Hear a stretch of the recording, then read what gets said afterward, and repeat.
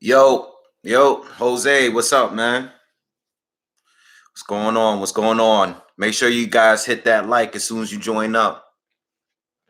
What's up? What's up? What's up? What's up? Let me wait till a few more people come in. What's up, y'all, man? What's going on? What's up, Jose? What's up, Dukaden? What's going on?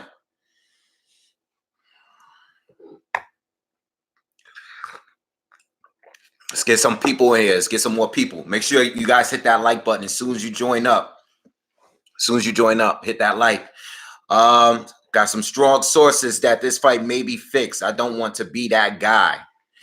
Well, let me say this. And I definitely want to speak more on it when more people join the chat. All right. What bothers me is that there's already a third fight set to go. And when that happens, even when I first heard it last year, I didn't like that because it's like, I want to see what the outcome is of this fight first. Like, I don't want a third fight when there's other fights that could be made. Now, obviously, if someone goes and gets knocked out or dominated, then we're not going to get a third fight. But I don't even like hearing the fact that, like, a lot of people were excited when the news came out that there's going to be a second and third fight. And I really wasn't excited. I was excited for a second fight, but I wasn't excited to hear that there would be a third fight because I don't think there's a reason why two fighters got to keep fighting each other when there's so many other fighters in the division. So many fights that still need to be made.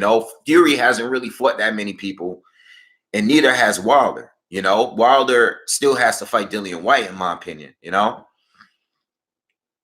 So, but we'll see. I don't want to. Make sure you guys hit that like, man. Good afternoon, everyone. I just wanted to give another live stream today because I was doing some thinking last night, actually sleeping last night thinking about this fight. I'm that excited for this fight. So, I wanted to talk about it a little bit more. Because there's some things that I was thinking about, some things I said yesterday that I want to, talk about too. Nick Diaz, what's up, man? What up, man? What up, Lemon? Andre, I don't know if I'm saying your name right, brother, but what's up? What's up, Glenn? What's going on? What's up, Hype 2 Beasts? Wealthiest Successful. What's going on? I like that name. All right. Simple Train. What's good? What's good? What's going on, everybody? Thanks for joining up. Make sure you guys hit that like as soon as you join up. Just hit the like button real quick for me. Appreciate it. Xavier, what's going on, man? But yeah, as I was saying, second and third fight right away is just like, let's see what happens with this fight first before we sign the third fight. Same thing with Triple G and Canelo. It's like, I wouldn't want to see an immediate third fight. We didn't get that, but I didn't want to see one either. It's like, we got two fights. It's like so many other fights that can be made, especially at 160. I didn't want to see a third fight immediately, Blue Oasis, what's going on, man? Public Demand. Am I a Dozer fan? I am not a fan of a Dozer. Period. Mighty Eye, what's good? What's going on? I think 231 pounds is a good weight for Wilder to come in. I mean, Wilder looks good. He just looks bigger, but I don't know if he is.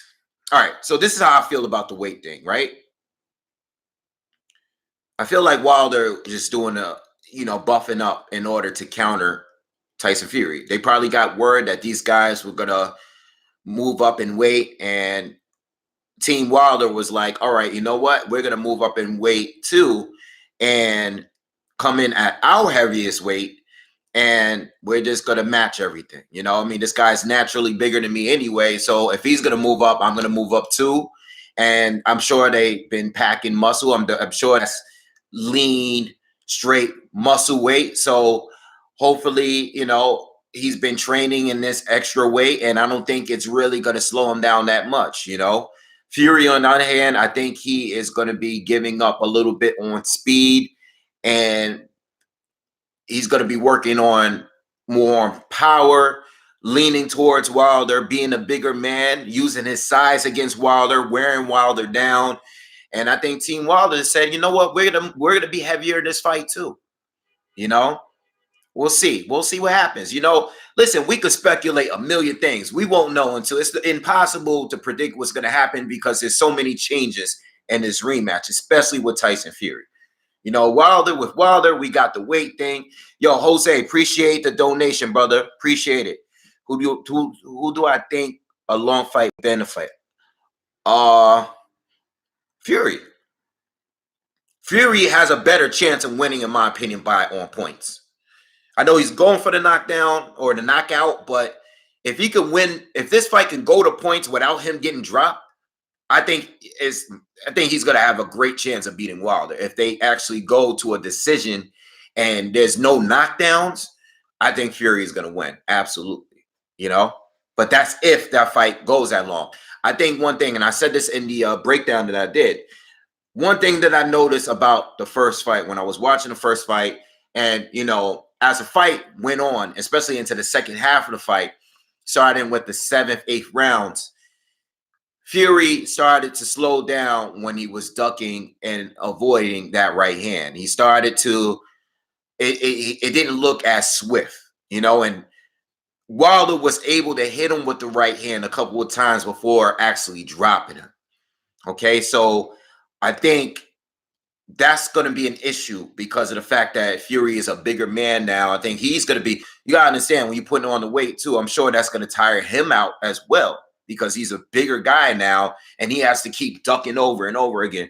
And at some point, you're going to get tired of doing it. The ducks are not going to be as low and you're going to be a little bit lazier with it. And I think the longer the fight goes, I think the chances of Wilder knocking him out is more possible. So to answer your question, I think one of you guys asked me the question earlier in this video. I said it's going to be beneficial for Fury if it goes into a decision, but I think as a fight goes on, it could be more beneficial for Wilder too, because Fury is going to tire as well. And Wilder has knocked out people later in the fight, you know, so, or knocked down people. All right. They weren't always early knockdowns. All right, let me get to some of these comments real quick. Yo, guys, as soon as you join up, we got 63 people in so far. Hit those likes. Only got 17 likes, man. Let's get some more likes. Let's at least get to like 35, man. I appreciate if you guys can hit the like button real quick. Let's just get to the likes real quick. Get those likes in there. 35 likes at least, man. Let's get to that. DK, what's up, man? Glenn Williams, what's going on? Davro, the legend, what's good? D Hodges, what's up, man? Noisy Popper, let's get Noisy Popper, crazy ass name. Mighty Eye, what's going on? Lion Bar, what's up, man? We getting a lot of people in. Fiat, what's up? What's up? Evan, what's going on, man? Wealthiest Success, I already said what's up to you. Jeff Ashton, what's going on? All right, we got a lot of comments. All right, so look, I'm sticking with my guns. I still think Wilder's going to win this one. All right, Guy Sherry, what's going on? Levi, what's up, man? What's going on?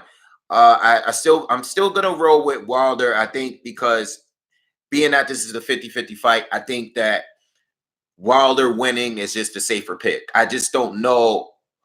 I don't trust Tyson Fury. I don't know what he's really going to come with, especially with all of the changes. It might be great with the changes, the trainer, the weight, everything like that. But I think going into the fight, I think Wilder has the majority of the advantages because he ended the fight better with the knockdown late. Tyson Fury has a cut and is, you know, the last fight that he was in. So that's also a factor or could be a factor in this fight. And just, you know, overall, I think Wilder is more confident in this fight. I know in the lead into the first fight, I think Fury was definitely seemed more confident in the first fight.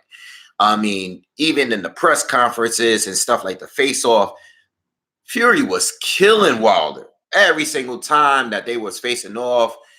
You know, he's very witty. Obviously, Wilder's not the greatest talker and everything like that. But in this one leading up to the fight, I felt like Wilder was a lot more confident. I think he just knows, like, you know, what he did to him in that 12th round. And I think he has a lot more confidence that he did in the first fight. All right. So I just overall, I just think overall, Nick Crawford, I appreciate it, bro. I think Wilder. I'm gonna go with Wilder. Now, listen, I was making Beast Mode was good, man. Jabba, what's up? I was talking about something last night. I wanted to make this clear. I wanted to I had made it was a point in the video that I did yesterday, the live video. I'm talking about the live video, not the breakdown. There was a point where I started to talk about both of these fighters not really wanting the fight. And I'm not talking about Wilder and Fury. I'm talking about Wilder and Joshua. Okay. And I want to go back to that. I kind of went into a whole rant about that yesterday. And I wanted to speak a little bit more about that. I really believe what I say.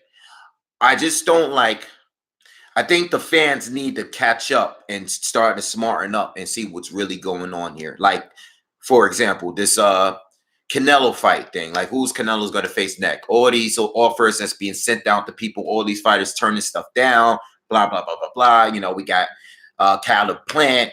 You know, he's saying that they offered stuff for, you know, Benavidez. They turned it down, or they don't want to fight for this year, 2020. Caleb Plant sending offers to Triple G and Callum Smith and all this stuff. Same thing with Canelo. You know, Billy Joe Saunders turning down offers, Callum Smith turning down offers, all of this stuff that we're hearing. Jamal Charlo. Listen, fans, we got to smarten up. Because not so long ago, right, when I started on YouTube, it was all about the call out. It was all about the call out. And a lot of this is because of social media. It was always about the call out. This fighter called this fighter out. That means he really wants to fight him. That's what it was, you know, because we've seen things like Shane Mosley going in the ring when Floyd Mayweather wins fights and calling him out to his face. And we used to look at that and be like, oh, Shane really wants the action. He wants that action now. But we got to smarten up. We got to smarten up. All right. That was a thing. Then we started to realize that the call outs was a bluff because fighters were calling out fighters, but they were turning down offers behind the scenes, all that kind of stuff. You know, so they were changing their tunes when certain fighters was in their face, or, you know, with certain interviews, they were inconsistent. So the call out became a bluff, right? The call out became a bluff. And then fighters started relying on their promoter, or they started relying on their advisor, you know, like Al Heyman. Talk to Al, call Al, you know, contact Al. Then the new thing now is the offer thing. Now we have social media. So all these fighters get on social media. They tweet, they Instagram, or they hide behind their promoter, their advisor. They really don't want the fight, but they blaming it on the promoter, you know. Talk to Eddie Hearn or talk to Al Heyman. They doing all this kind of stuff. And we got to smarten up as fans. We got to say, wait a minute, this offer thing, we're not seeing these offers. We don't really know what's going on. Offers are getting sent by email. They're getting sick. I don't even know. They're probably going to start texting offers, you know, because it's getting that crazy. So the offer thing is starting to become a bluff too, because we don't know what any of these fighters are getting offered. We're just hearing about it. And this is what I'm saying.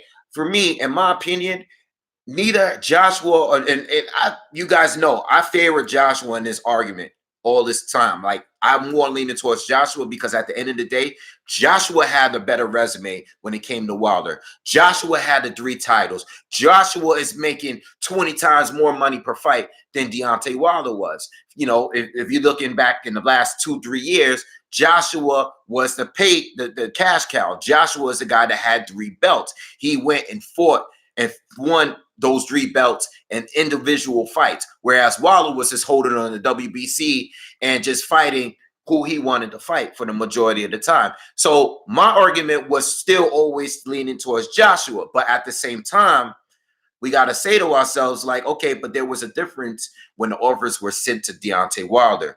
Why send them a certain amount of money instead of sending a percentage? Why was it different for Wilder compared to the rest of the fights? And then at the same time, Wilder and Al Heyman, they're turning down all these offers. They're turning down the DAZN thing. They're turning down all this stuff.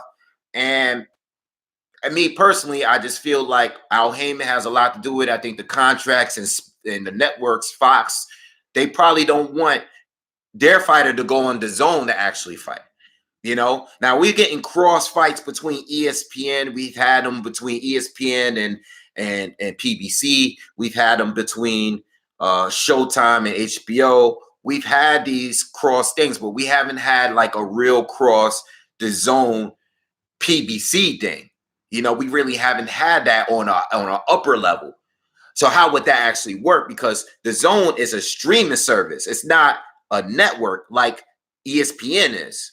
So it's probably easier for, I don't know. I'm just going based on how I look at it. What I'm saying is, at the end of the day, these offers that these fighters keep saying are getting sent out, we have no proof of it. And I feel that a lot of these offers are not legit offers. They're false offers saying that they're being sent out, but they're not realistic. You know what kind of contract that some of these fighters may have. They might be exclusive to their promoter, or they might be exclusive to their network or something. So if you send out an offer and the fighter is not going to bite on it, that's another form of ducking. But the problem with that is we don't even know any of the details. So it's like, damn, like now fans are getting left with arguing about the offers, just like we were arguing about the call-outs. And I think that's a problem because neither Wilder or Joshua has done anything to make me believe that they really want to fight. Wilder should be sitting, I'm sorry. Well, let's say both. Joshua tonight should be sitting ringside in the front row. Like he should be sitting right there. And at the same time, Wilder should have been sitting right ringside when Joshua was in New York fighting Andy Ruiz or in a rematch. And that's that. What I'm saying is, when you see a guy face to face, it makes me respect you more, because anybody could hide behind their Instagram account and post a video or talk trash behind their IG. Anybody could go on Twitter, like Tank Davis. He always goes on Twitter. It talks about whatever fighter that's been calling him out. No, I like when Errol Spence and Terrence Crawford confronted each other. I think that is real.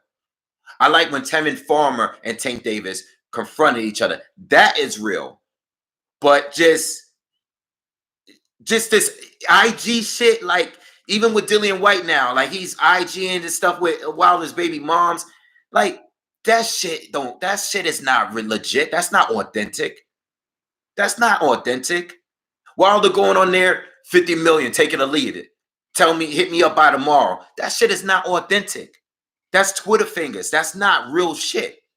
And I have a problem with that. And I have a problem with fans settling with that shit. That's not where we should be going as boxer fans. In 2020, we got to smarten up and be like, you know what? All of these fighters are doing the same thing right now. So we got to say, hey, yo, regardless of who you like, if you like Wilder or if you like AJ, we should not settle for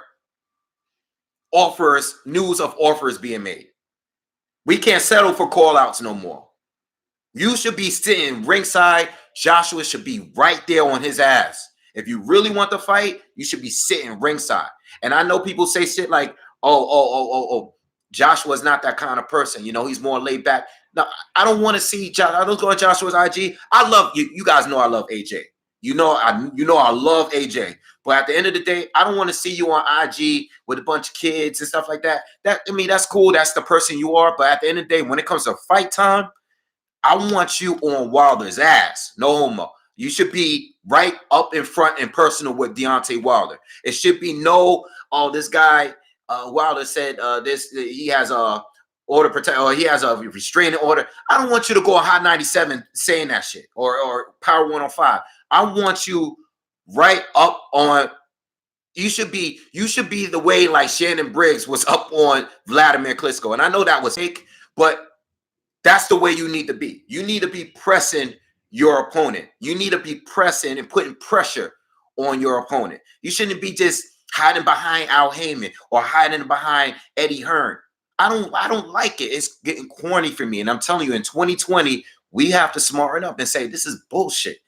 A lot of these are they're bullshit. It's not real. It's not authentic, and we got to smarten up. And you know what? Another thing we have to, because I already see it, and I brought this up yesterday, and I thought about it after I made the video yesterday. I said I shouldn't have even brought up who's number one after this fight, because at the end of the day, no one's number one until they actually fight.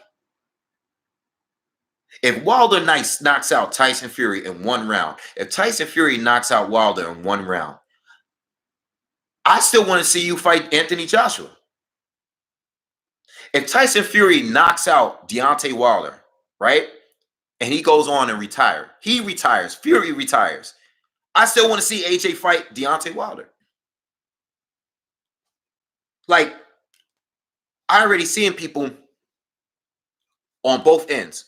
AJ fans, AJ supporters, and Wilder supporters, like, he don't even need AJ. Wilder don't even need AJ. Or AJ doesn't even need Wilder. He made this amount of money in his last fight. That's not acceptable. That's not acceptable to me. Because what you make is not beneficial to none of us. We want to see the fight. Like, we don't care about what money you're making. We care about the fight. We don't care about none of that other shit. Like, we care about the fight. So we are settling with stuff like who's number one, who beat who was the better between a common opponent. Dominic Breazeale. Who did better against Dominic Breazeale? That's the better fighter. No, that does not mean anything at all. Who knocked out who faster? Who knocked out Eric Molina quicker? That I don't care. I do not care. I want to see AJ versus Deontay Wilder. And if these guys retire without ever fighting each other, they shouldn't even be brought up with the other top grades. Wilder should not be brought up with Muhammad Ali. I don't care how many defenses he had. He should not be brought up with Muhammad Ali and Joe Louis and Larry Holmes or whoever. You did not fight you didn't even fight the other best guy yet. Okay, you fought Tyson Fury. You had a draw. You might win tonight, but you need to fight AJ. AJ has 3 belts. And AJ, you need to fight Wilder. I'm not accepting anything less than that. I don't care about common opponents. And I don't care about who's number one or who. We are settling that. And your favorite Wilder channel and your favorite AJ channel is going to tell you otherwise. They're going to tell you Sunday morning, tomorrow morning, they're going to make videos talking about, see, Wilder knocked him out in 1 round. He's the best. He's A-side now. He gets 60%. You know why they saying shit like that? Because they really don't want to see the fight. They just want their fighter to be considered the best without actually having to fight the other guy. And I'm not good with that. And the same with AJ. If Wilder gets knocked out tomorrow, everybody's gonna say, look, Wilder was a bum all this time. He was overhyped all this time. And make sure, I'm not getting any likes, y'all. I need some more likes, man. 52 fights. You guys are disrespectful. I see what y'all saying in the comments. I don't get enough likes. I need some more likes. This is ridiculous. But tomorrow morning, you're going to have a bunch of channels saying that either Deontay Wilder, I'm speaking mainly on Deontay Wilder because Fury, I feel like Fury is kind of like he's on the side. Because even though he's the top dog, even though he's the top 3, he's not really with this war between the Wilder. He has his own fan base. Like, they chilling over here. The real war is between the AJ fans and the Wilder fans, as far as on YouTube. Even though Fury's respected, the war is never going to end between Wilder and AJ until they actually fight. Fury's that other guy that's like, maybe he's better than both of them, but the war between those two will continue. And I'm telling you, tomorrow morning, your favorite YouTube channel that's biased, because all of them are, just about 90% of them are going to tell you, look, see, told you Wilder was overrated. Or look, see, told you Wilder was the best. He's A-side now. Joshua got to take 30%. He got knocked out by a fat guy. He deserves 30%, 40%. Like, what the dudes, that shit ain't real shit, man. That's corny. That's corny. It's corny. Can we all at least agree? Can we all agree on that? As boxing fans, do you either want to see the fight or do you want your favorite fighter to just get rich? Like, that's the new mentality on YouTube. They getting rich, but are you entertained? This is entertainment at the end of the day. These guys are making millions of our money. And they're not even fighting each other. You know what I'm saying? Do you think is this ridiculous to me? Let me drink some coffee real quick.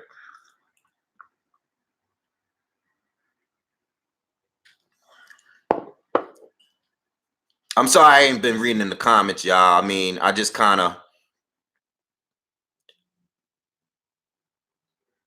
been like going off and everything. Again, for the most part, I favor Joshua in this argument. You know, I just feel like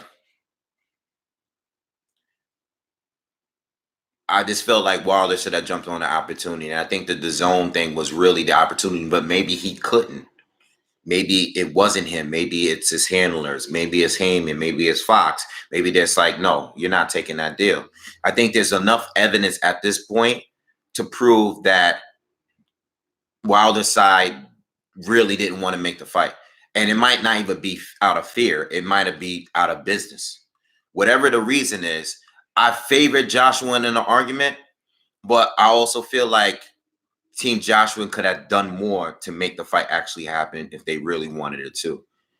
You know, and that's my stance on it. You know, if you really want to fight, don't do it over IG. All right, it's not IG fight. Let's not Twitter fight. I don't want to see no more tweets. I don't want to see no IGs. I don't want to see that. That doesn't do nothing for me. I don't want to hear about offers being made unless contracts are being signed. Once the deal is made, then put it out there. And I think that's part of the problem with the social media. It's like, you know, I mean, when I was watching basketball not basketball. I was watching boxing back then. I didn't know anything about the business. I was a kid. I was watching it, but I didn't know what was leading up. We just saw the fights that we wanted to see.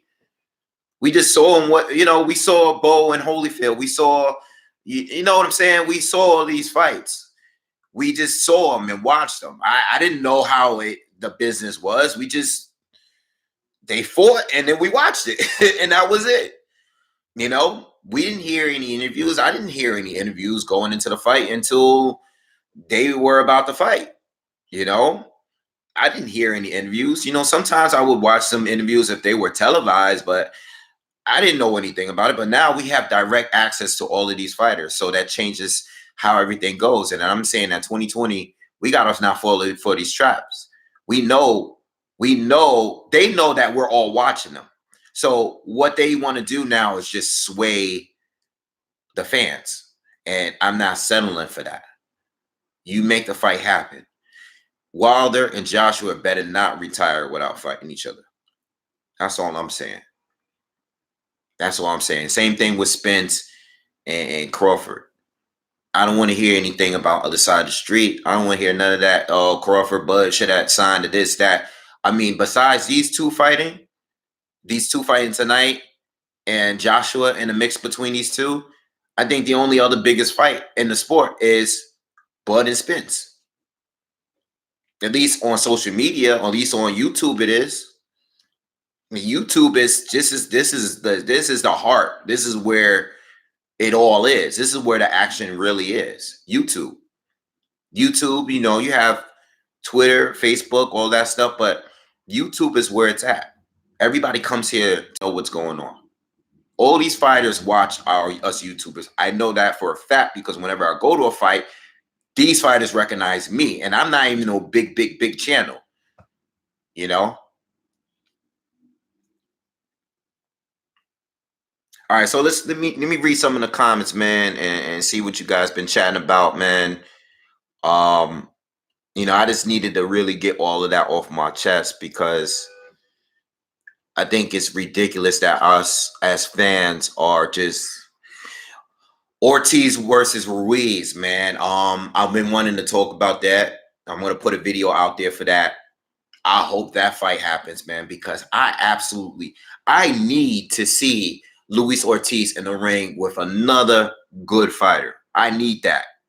I've been saying on this channel, how long have I been saying I want to see Luis Ortiz and Alexander Povetkin fight? I've been saying that.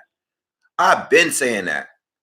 They're both older, I mean, at the end of the day, those two, I would love to see that fight. I've been saying that on here. Because that would answer a whole lot of questions. But I would love to see the Andy Ruiz fight. That's great too. But Andy Ruiz got to get back on his shit. He can't come in looking like he did in that rematch. Andy Ruiz got to get back on it. I seen him posting videos of him back in the gym working out and stuff like that. Let me get some more likes, man. Let's see. New Majidov. I think I have seen him.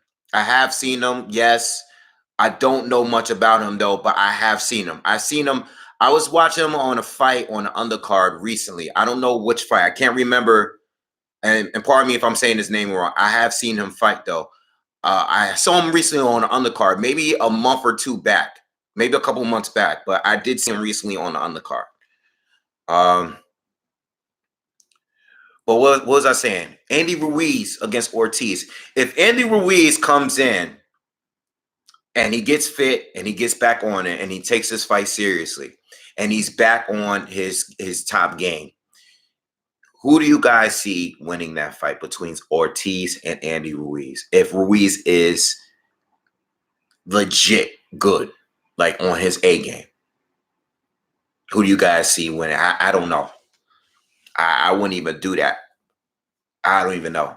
I have no idea who would win that fight. Because Ortiz looked great in the fight against Wilder until he got knocked out. I mean, even though he was older, I mean, physically he looked great. He looked sharp. I think everything was fine until he got punched in the face. Ortiz, too sharp. Ortiz for the win. Ruiz. Yeah, I like that fight, man. That'd be a great fight. I need to see Ortiz in there with somebody else, bro. At least Ruiz been in with Parker. He's been in there with AJ. He screwed up in a rematch, but Ortiz beating guys like Jennings. He had fights where he wasn't, he fought Manuel Char. He fought. I need something else outside of him and Wilder.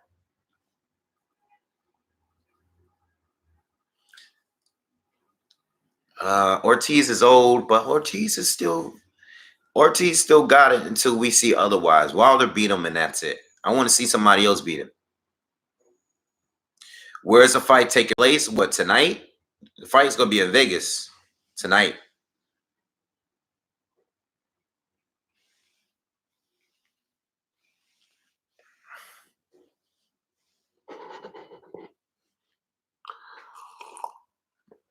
Oh.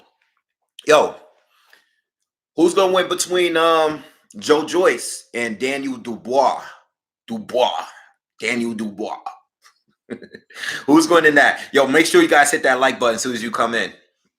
Who's winning that? I think Daniel Dubois is gonna destroy this dude. I think Dubois is gonna. I think. I think. I think Joe Joyce, even though he stepped up and started fighting better fighters, I think Dubois is gonna destroy him. He's just too slow, bro. He's way too slow. And I don't, he's changing all these trainers with every fight. Joyce is dead meat, bro. Daniel Dubois is going to steamroll through him, bro. I think Dubois going to knock him stiff out, man. And Joe Joyce got a chin, but he's way too, his defense is non-existent. He's too slow. He's a pressure fighter, but this guy is going to straight. Dubois is just straightforward. And Dubois is, you know what? Joe Joyce is the same way, but he's slower. I don't know, man. I don't like Joe Joyce, man. I think he's a great guy. I like him in his interviews. I think he's a great guy. But as a boxer, I think he's like my least favorite heavyweight. Like, I do not enjoy watching his fights. It's like literally you have to put the fight, you have to put it in a faster speed watching a fight. I think Dubois is going to destroy him. What's up, Tuhaka? What's going on, man? Yeah, most of y'all agree. Joyce could punch too. He can punch too, but I think Dubois is gonna get him, man. I think Dubois is gonna knock him out, man. And I see more improvement with Dubois, whereas Joyce, he's an older guy. He's not old, but he's older, more, he's more of a veteran. He just, then it took a while for him to go pro. But I don't see improvement with his fights. As he's fighting better fighters, I don't see more improvement. I see every time I see him fight, I'm like, I don't know, man. I think Dubois is gonna get him. I think he's gonna stop him at some point. You think Daniel Dubois can beat AJ? AJ possibly. If AJ would fight Dubois, he would have to probably fight him in the way that he fought Ruiz in a rematch. Maybe in a way that he fought Dominic Brazil. I think he would have to use his legs a little bit more, time him. If he just goes in there straightforward, I think he gets knocked out by Daniel Dubois.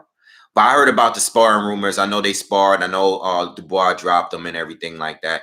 AJ got dropped a lot in sparring. But AJ, speaking of AJ, I think Pulev is a dangerous opponent. I've always considered Pulev. I've always respected Pulev. And I don't think he's no slouch. I know Klitschko knocked him out and everything, and I think a lot of people lost a lot of respect for him since then. But I think I'm going for AJ.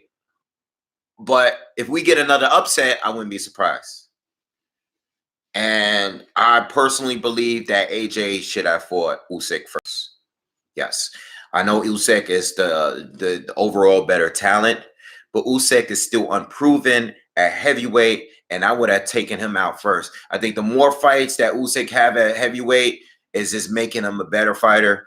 I think fighters just need to go at these guys right away, get them out of there.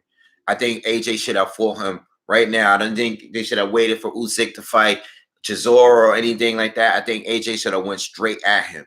Like, get him out of here. He has no experience in the heavyweight division. Try to get him out of here as quick as possible. Just waiting around for the dude to get better. I think Pulev is dangerous. And I think Usyk is dangerous too. But Pulev is a proven heavyweight. He's only lost to Klitschko. He's only lost to him. That's it. That's not a bad loss. It doesn't even count. RC, what's up, man? Good afternoon. It's good. It's afternoon over here.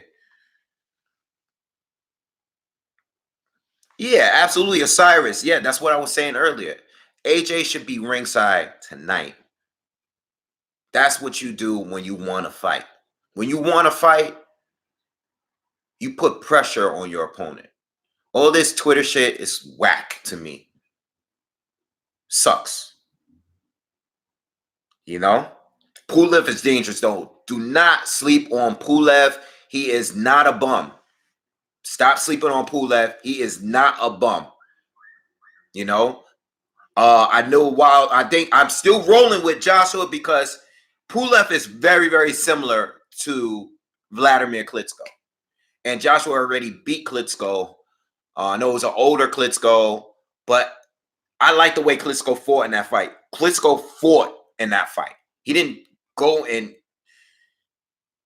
just fought like a defeated fighter against like he did against Fury. He actually fought that fight like it was his last fight, and it was his last fight. And I respect him for that. You know,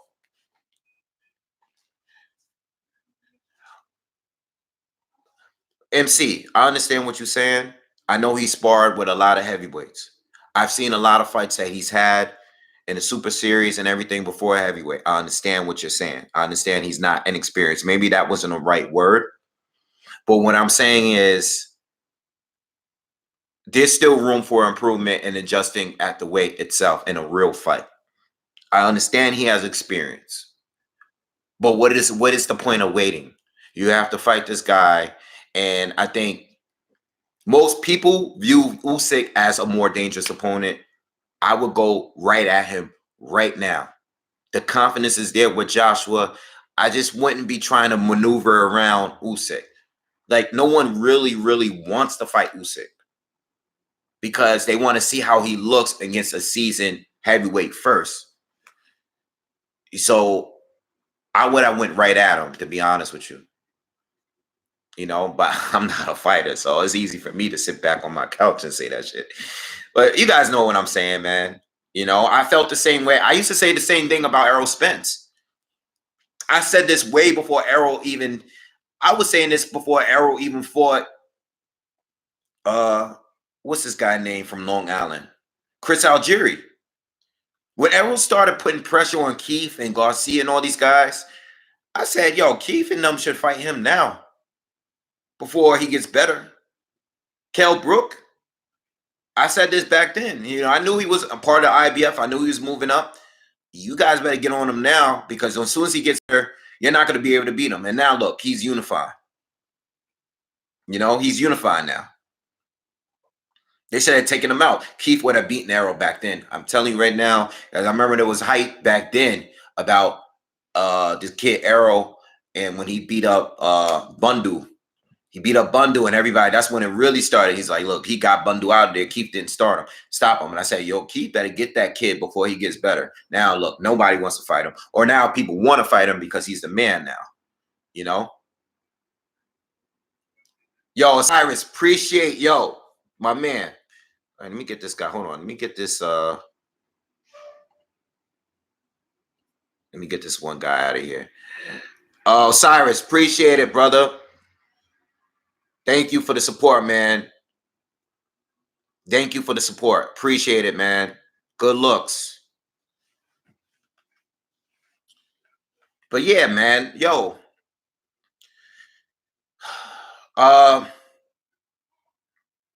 Casper, welcome to the channel, man. Make sure you subscribe. Enjoy the channel, man. I give it fair every time I give it up. I try to give it as fair as possible. All right. I am a fan myself. I am biased at times, but 90% of the time I give it straight, pretty fair. So welcome. All right. Let's talk about the other fights that's coming up. Let's talk about some other fights. Throw a fight out there. What do you guys want to talk about? Damn. There was another fight I just had in my mind that I wanted to bring up. You guys want to go back to fighting, talking about Joshua and Wilder? I mean Joshua. I'm saying Wilder and Fury. Yo, who do you guys got for tonight? Let's do it. Let's do a count. Let's do a vote right now. Who do you guys got for tonight? You have, and then put down by decision or KO. Who's winning the fight tonight? Wilder or Fury? Go. KO or decision? Working man, I like that. Draw. He scored. He said in draw. And I you know what? I wouldn't be surprised because we're going to get a third fight anyway. So we get a draw and the fight is close. Yo, has there? All right, let me see what we got. We got Fury, Wilder, Fury decision, Wilder KO, Wilder KO, Fury, Wilder, sadly, Wilder by KO. Mm. We getting a little bit of both in here. Jack, thank you, bro. Appreciate the support, man. I have a lot of UK fans that follow me. Fury. Yeah, it's about tied in here. I'm not gonna count all of them, but Fury by KO, Fury TKO. Let me ask you something. If one of the fighters lose tonight, whoever loses, if somebody loses by KO tonight,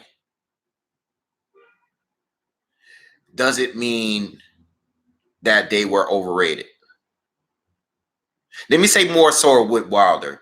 Do you think if Wilder loses tonight by T or KO in any kind of way, do you feel that he's overrated? He was overrated. In general, I'm not talking about the diehard Wilder fans. I'm just saying in general. Do you feel like if Wilder is to get stopped by Tyson Fury tonight, that he is an overrated fighter? And why? Let's talk about it. This is something that I wanted to address too, because these guys already been in the ring at this point, right? And we saw how the fight went. Okay. Do you feel that one of these fighters are overrated if they are to lose tonight? More so Wilder. No, it means that AJ needs to fight the winner, or the winner needs to fight AJ. That's where I'm thinking. Some people said yes. Most people are saying no. Deontay Wilder is absolutely overrated. This is what the killer says. Anyone who loses is overrated. I don't know if he was being sarcastic there or not, but Wilder losing by KO would be devastating to his career. Nah, I don't agree with that. It could be.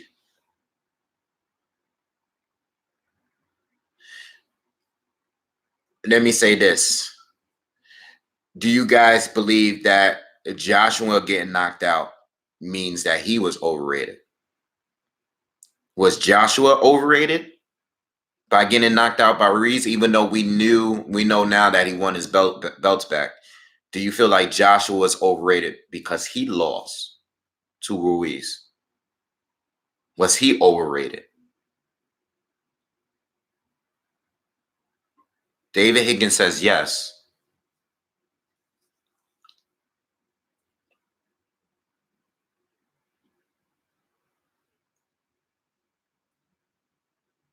Joshua is overrated. Joshua was always overrated. Wow. I think all fighters could be overrated. The three. Let's just talk about these three. I think all three of these guys are overrated by their diehard fans. Overall, though, I think all three of them have done enough to prove that they're not just a joke. I don't think you beat the fighters that you beat and be overrated. I don't think the three of these guys are overrated. When it comes to Deontay Wilder, I think Wilder knocking out every single opponent that he's faced is a real thing. Okay, I don't think when I was making videos about Wilder in 2013, 2014, because I was one of the very few early on that was like asking for Wilder to step up, I was saying that I need to see Wilder step up. And he slowly did step up. I don't think he was fighting the very, very best, But I don't believe that you knock all of those guys out by accident based on his performance against these opponents compared to everybody else. I don't believe that you can knock out every single people. I don't think all the people he fought was the best, but I do not believe that no one can actually do what he's doing and be overrated. Okay? Fury. Again, people like him because of his skill set and his size and the way that he moves and his defense. I don't think that he could be overrated and do what he did against Vladimir Klitschko. I don't think you can be overrated and do that. I don't think you can get up for a Deontay Wilder punch like that in the 12th round and be overrated. Anthony Joshua, I don't think you can have a resume like that and be overrated. Like, he stopped Povetkin. Povetkin is still fighting. You can't stop Povetkin, stop Klitschko, give Joseph Parker his first loss, win 3 titles.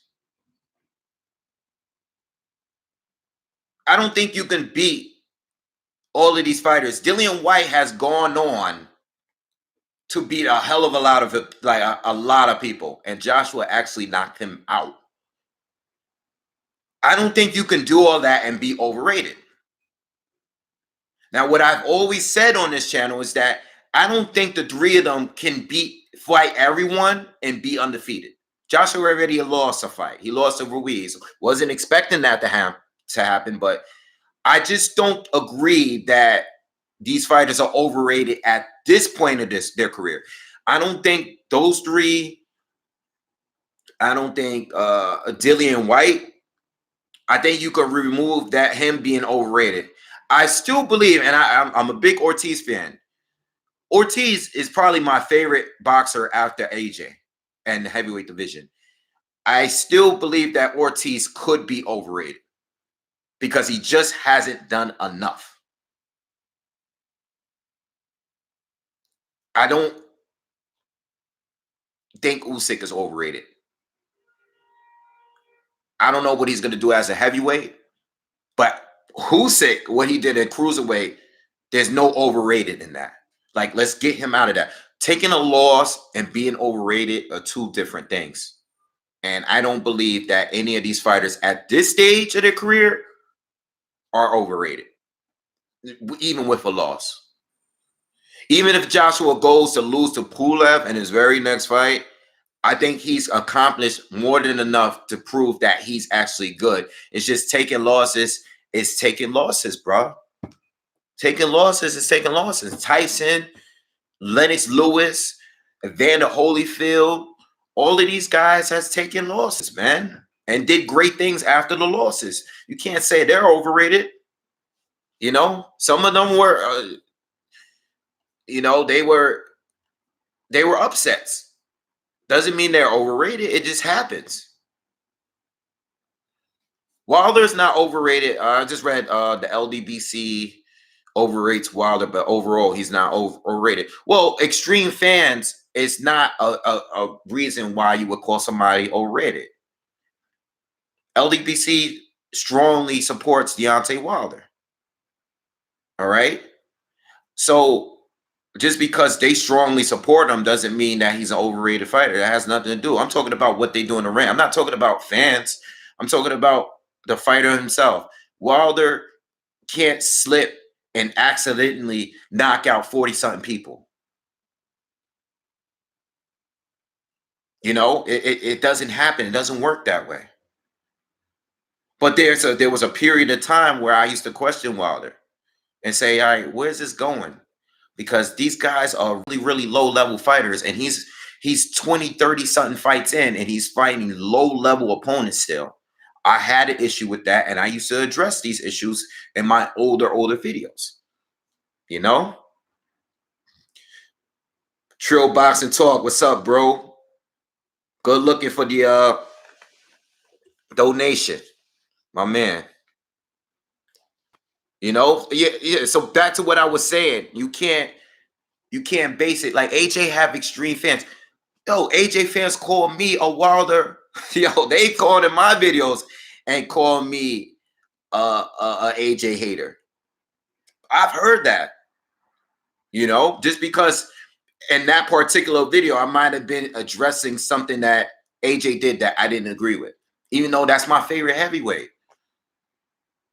I'm just not an extreme AJ fan. Like, you know what I'm saying? You know how many Wilder fights I've been? How many Wilder fights I've been to, guys? How many Wilder fights I've been to? Been to mad Wilder fights, yo. I like Wilder. I don't like a lot of shit that happens outside of the ring. I don't like a lot of stuff that went on with AJ, but I like watching Wilder. You know, at the end of the day, I'm going to go to the fights. You know? You are definitely an AJ apologist. I mean, hey, it is what it is. You know? Evander Holy lost 10 times is still among the great. Absolutely. Holyfield beat mad people and then lost mad fights, but it is what it is. You know? Remixer, appreciate the donation, man. Thank you very much.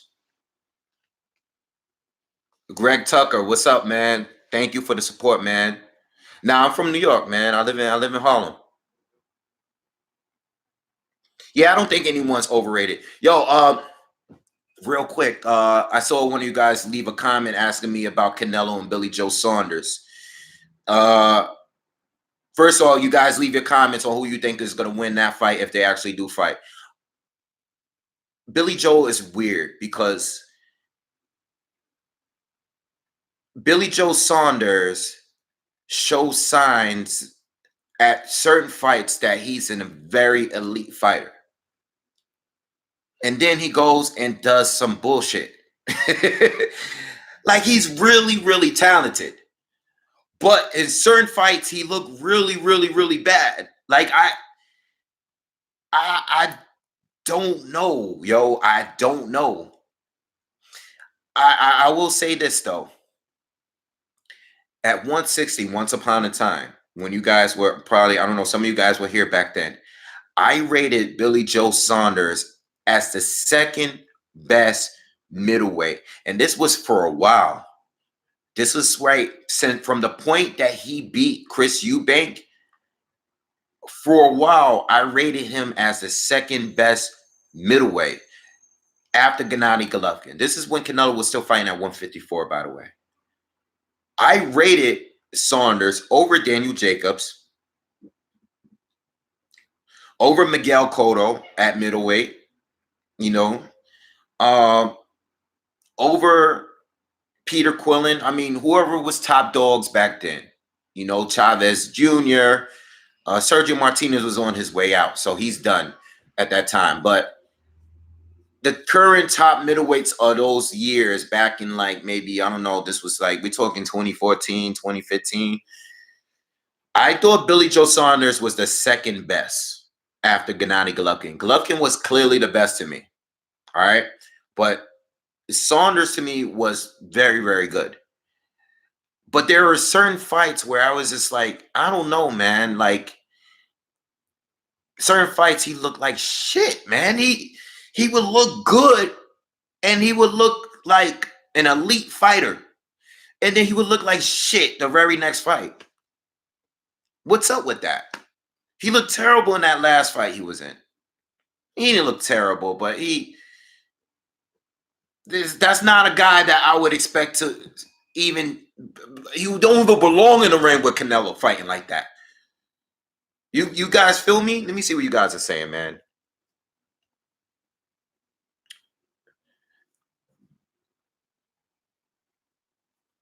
Boxing apologist would be a good name for a channel. That's funny. I saw that. Billy Joe Saunders looked awful in his last fight. Yeah, he didn't look good at all, man.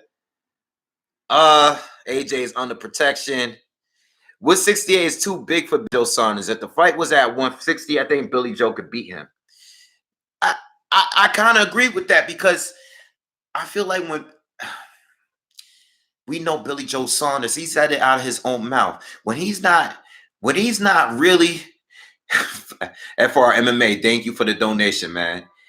When Billy Joe is not really motivated for a fight, it shows, bro.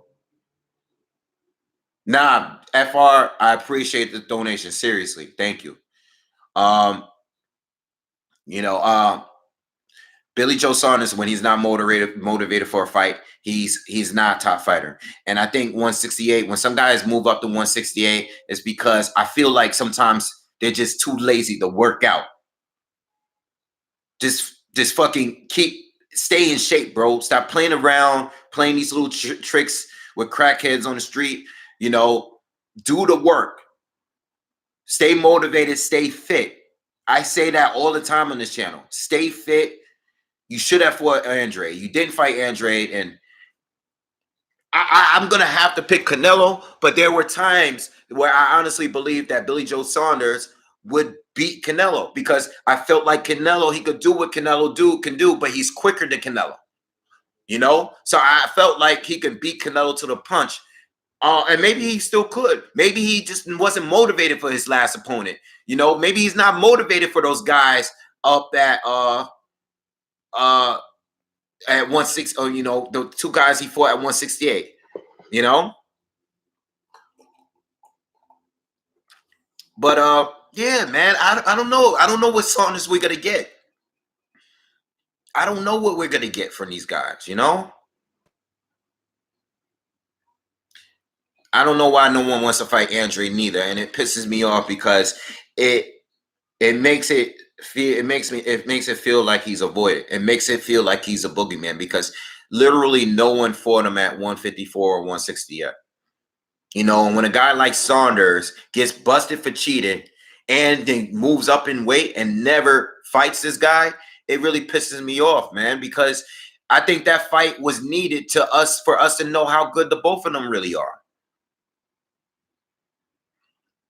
Do I think Fury will fight Southpaw? You know, I brought that up in the video I did. I honestly don't think Fury's gonna feel comfortable enough with Wilder. You know, he switched a couple of times in that first fight, and you could tell right away he wasn't comfortable with staying there. You know, because he's not as good as a southpaw as he is with Roddy. He's a great switch hitter, but he looked very uncomfortable whenever he switched in the last fight. I don't think he wants to be a direct target for right hands from Wilder. You know, I think he did. I think he would do it against fighters that he's comfortable with, like a Tom Schwartz, you know, like a Manuel Char, fights that he did it to switch off really, really well. But in this fight here, hell no, he ain't gonna do it. Nah, I think the whole game plan is all about just using that size, that weight on Wilder. I think that's the real game plan that's going on here. You know, feel me? But yeah. Back to Billy Joe Saunders, man. I mean, I'm gonna pick Canelo. You know, and another issue with Saunders is that he never been that great with his conditioning. You know, so I'm a pick Canelo. You know, because I think Saunders is gonna be doing good early, but I think Canelo's gonna have to be forced to possibly walk him down at some point, just because Saunders is quicker. The hand speed difference is definitely there, but I think Canelo can actually walk him down and hurt him at some point. All right. It's gonna be similar to how the Khan fight was. Like Saunders is definitely going to get off on Canelo. Like, let's not get crazy. Saunders is definitely going to get off, and he's going to definitely put in. But I think Canelo at some point is going to walk him down and start taking over in the second half. You know, and secure the win, whether it's a knockout or not. I think he's going to secure that win if they do actually end up fighting. I think Canelo is going to destroy Callum Smith if they fight. I don't think Callum Smith is ready for Canelo. You know, I think he would destroy Callum Smith, and I think he would beat Caleb Plant as well. That's another fight that I think Plant's gonna do well a little bit early. He's gonna have some success early, but I think at some point he's gonna Canelo's gonna start doing the work. He's gonna start doing some work, and get him too. Depending on who he fights at 168. Murata, he's gonna definitely beat Murata. I know Murata's tough. I know he has a great chin, but the skills doesn't compare to Canelo. Canelo's gonna beat him up. I think Murata would do is bring the pressure, throw a lot of punches, definitely go to his body and stuff like that. That'll be cool. That's all good. But Murata's not bringing anything that Canelo hasn't seen before. He's fought fighters similar to him before. And Murata, even though he's a tough fighter, he's not bringing anything that Canelo hasn't seen before. He is going to bring a good fight, but overall, Canelo beats him too. I really honestly wanted to see Canelo fight Andre. I want to see that fight. I think Andre has a better shot at beating Canelo than a lot of these fighters, just based on styles. That's just me. That's my opinion. I could be wrong. I could, be overrated. People think I'm overrated Andre. No, I just want to see the fight. I want to see Andre fight someone. I mean, how long are we going to keep going with saying that no one wants to fight Andre? And Andre keeps saying, people keep saying about Andre, well, Andre hasn't fought anyone. Yeah, he hasn't fought anyone because no one wants to fight him. How long are we going to say he doesn't have a name? There's a lot of fighters that don't have a name and they still get opportunities, Charlo is the closest at beating Canelo, and nobody's currently going to dethrone Canelo to this day. I don't know if Charlo is the closest to beating Canelo. I don't agree with that. And Charlo's my guy and everything, but I can't agree with that. I would love to see the fight. According to Team Canelo, that Charlo turned down an offer too. But I don't know. It is what it is. I'm expecting Charlo to fight a Eubank or something soon, because it seemed like the Charlo fight with anyone that's outside of PBC is not likely to happen. Okay, based on the news that we're getting, based on his interviews and saying stuff about Andre. I remember the Boxing Voice did an interview with him. He's saying he didn't really interested in Andre. I'm not even making no more. I already addressed that, guys. It's videos is not too long ago. You can just search my name, search Andre, search Charlo. You'll see it.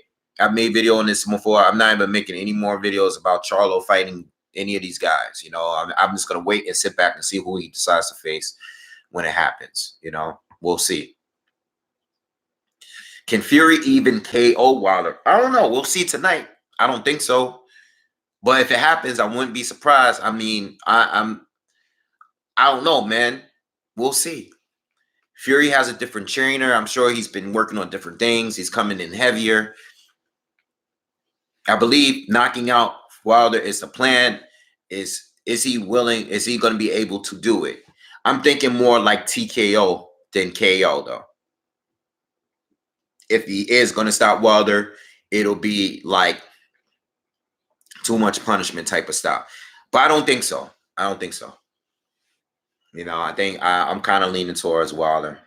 If anybody's getting KO'd, I think it's going to be Fury, But everybody thinks that for the most part. Wilder decision. Okay, we'll see. I think anything can happen tonight, man. Plant beats Charlo easy. David beats Charlo easy. AD beats Charlo easy. Canelo kills Charlo in the ring. Really kills him. God damn. Okay.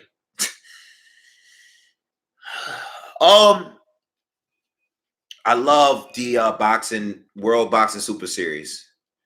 But as far as your comment on the tournament, certain divisions will never have a tournament. And if they do have a tournament, there will be a lot of fighters missing from that tournament. It just wouldn't work at welterweight, and it wouldn't work at heavyweight, and it wouldn't work at middleweight, because these fighters are not trying to fight each other. Those divisions, people don't want to fight each other. It's too much of a problem to make these fights. I feel you. I would love it to happen, but I don't think it's going to happen, bro. Charlo, what happened to Charlo and Eubank talk? It could still happen, you know. I mean, we don't know who's fighting. Charlo's gonna fight next. We don't know who Eubank is gonna fight yet next. We gotta just sit back and wait. You know? Who do I got for Usyk and Chisora? I really don't know, man. I don't know. Let me know what you guys think. I don't know who wins that fight. I think Chisora's on a nice roll. And even if Usyk is winning, you can never, ever count Chisora out. He has power. He's a big guy. He's a pressure fighter. You can't count him out. You can't count him out. He's a much bigger man than Usyk. And it could take one punch to change the fight. We saw what happened to Spilka. We saw what happened with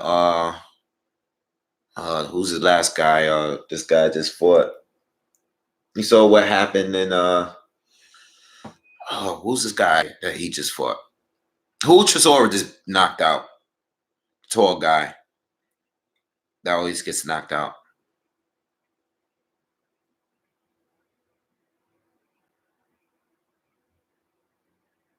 People, this dude with the Yankee sweater on has a husband.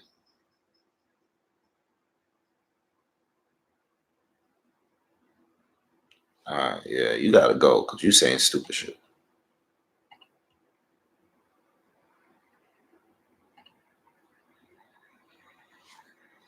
Price. Yeah, David Price. Yeah, I was wrong about Price losing to Dave Allen, though. I did a video on that. I actually picked Dave Allen to win that fight. I was completely wrong with that one. I don't know what the hell was I. I must have been high betting on Dave Allen. I don't know. I like Dave Allen. I don't know why. But yo, who do you guys think is gonna win that fight? Chisora or Usyk? Who you guys got winning? Yo, I honestly, I wouldn't be surprised if Chisora beats Usyk, bro. I wouldn't be surprised.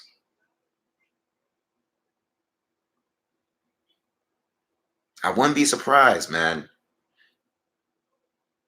I mean, I'm probably gonna roll with Usyk, but I don't know, man. Chisora is tough, man. Chisora is tough, and Usyk got solid defense, but I don't know. He's a big dude. Usyk too smart, too skilled, but don't get caught. Yeah, Usyk, but Chisora beating him wouldn't shock me. That's how I feel. I would lean, like, if I had to do a breakdown, I'd probably lean towards Usyk. But at the very, Chisora knocks this guy out, and I mean, like, knocks him out cold, like in 4 rounds or something. I would not be shocked at all. You just don't know. I mean, Chisora was beating Dillian White. I thought Chisora won the first Dillian White fight, by a point or something. It wasn't like no robbery. And I thought Chisora was winning the second fight, So even though those were losses, I still believe that Chisora has been on a nice run for a while now, even with those losses, And when he's motivated, he's good. I've seen him lose some fights. Like, if you look at Chisora and look at his like resume, he has some ridiculous losses on there. He has some losses. Like, he definitely has some like what the fuck losses on there. Like, dude, why did you lose this fight? If he's motivated like the way he's been lately, I think he definitely has a good shot at being Usyk. That's like a fight that I don't even want to predict, to be honest with you, because I wouldn't want to be wrong there. And like I said, I think I will probably pick Usyk, but Chisora wins, man. Wouldn't be surprised at all. Chisora is actually out here, or well, not out here, but he's in Vegas for the fight. I've seen his IG. I've seen his Instagram. He's out here. There's a lot of people from the UK out here for this weekend, this fight, which is cool. Hey, I did a live video yesterday on the weigh-in, and I watched the weigh-in today again. I didn't realize Waller was getting booed that bad. Oh, because I had the volume down, so I heard the boos, but I didn't know it was that bad. Wilder got booed like really, really bad. I mean, goddamn, that that was crazy. He got booed bad. It was like Floyd and Pacquiao.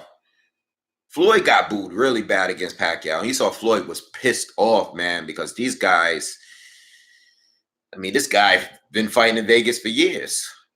But I was there, I was there at the weigh, and I'm gonna tell you, walking around the arena, it was a lot of people from the Philippines there. You can tell there wasn't that many black folks in there, not like that. Like we were in there, but it wasn't. We didn't dominate the audience. Let me just say that, you know. So I'm sure Fury was in there heavy. His fans, them British fans support. Who do I got tonight? I got Wilder by KO. I got Wilder by KO. Late stoppage. Late KO. All right.